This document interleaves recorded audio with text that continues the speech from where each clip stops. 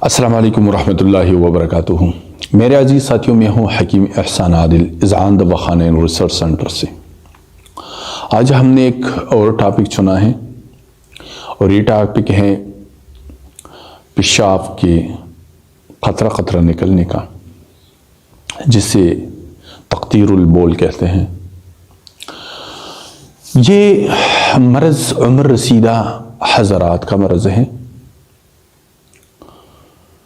आते हैं इसकी वजूहात की तरफ कि इसकी वजूहात क्या है। तो पेशाब में ऐसी चीज़ों का इखराज जिससे पेशाब के रास्ते में जो खराश पैदा हो जाता है। कभी कभी पेशाब की वजह से मसाने में ऐसी हालत पैदा हो जाती है कि मसाना पेशाब को खारिज कर सकता है, न पेशाब को रोक सकता है। क़ुव्वत दाफ़ा ऐसी मरीज़ का तेज़ हो जाता है और पेशाब क़तरा क़तरा निकलने लगता है, जिसके वजह से अक्सर कपड़े नाफाक हो जाते हैं। कभी कभी मरीज़ का जो मसाना होता है, उसके जो उज़लात होते हैं वो कमज़ोर हो जाते हैं और वो एक क़तरा पेशाब भी नहीं रोक सकता और इसी तरह क़तरा क़तरा पेशाब खारिज होने लगता है।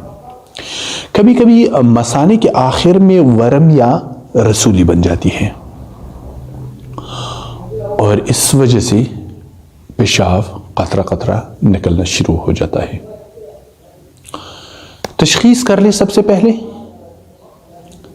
तशख़ीस में आपने पेल्विक अल्ट्रासाउंड करना है।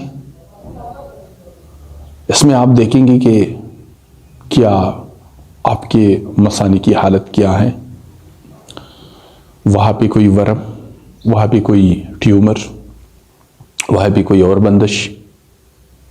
प्रोस्टेट को भी देखा जाता है, उसके वैल्यूज़ को भी देखे जाते हैं। यूरिनारी करके आप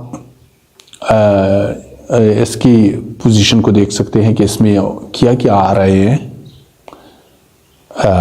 यूरिन में इसके एसिडिटी को भी देखा जाता है, बेस अल्कलाइन वगैरह को भी देखा जाता है कि इसमें क्या पोजीशन है।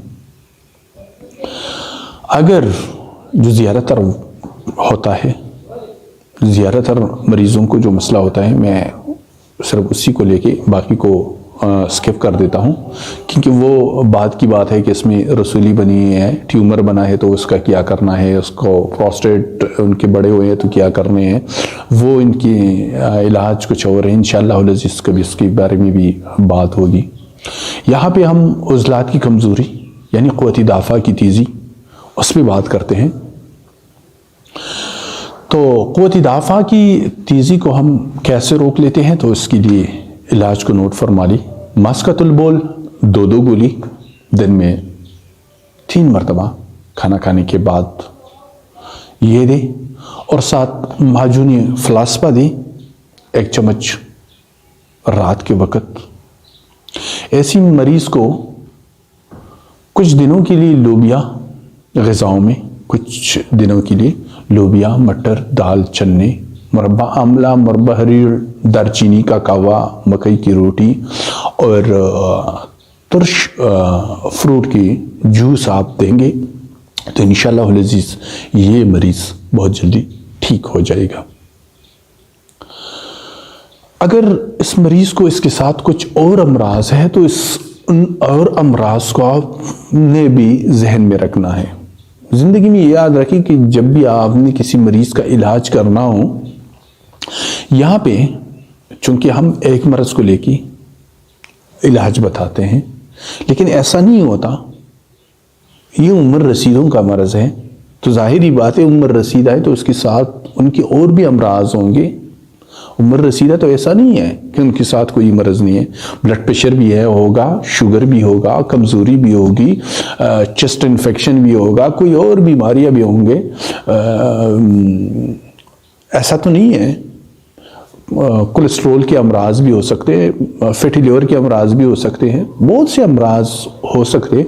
तो इन सब अमराज को अपने जहन में रखिए, फिर आपने डिसाइड करना होगा कि मैंने कैसे इलाज करना है।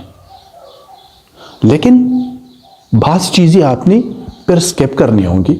जैसे अब मैं कहता हूँ मुरब्बा आपने देना है, मुरब्बा हरीड़ आपने देने है, दारचीनी का कहवा शहद से मिक्स ये मीठा करके आपने देने, तुर्श फ्रूट उनकी जूस आपने देने। तो अगर ऐसी मरीज़ को यहाँ पे क्या कहते हैं कि उसको शुगर है, तो भाई आप तो ये चीज़ें नहीं दे सकते। तो ये कॉमन सेंस की बात है कि आप दूसरे अमराज को जहन में रख के मरीज़ को दवा देंगे। फिर आप ऐसी मरीज़ को माजून फ़लास्पा भी नहीं देंगे, क्योंकि इसमें कुछ मिठास है, इसमें कुछ ग्लूकोज मौजूद है। तो आप इस मरीज़ को सिर्फ मास्कतुल बोल देंगे। तो दूसरे अमराज को जहन में रख के जब आप इलाज करेंगे किसी मरीज़ का, तो शिफा मिन जानिबिल्लाह है, ज़रूर इनको शिफा मिलेगा। उम्मीद है मेरी काविश आप लोगों को पसंद आई होगी।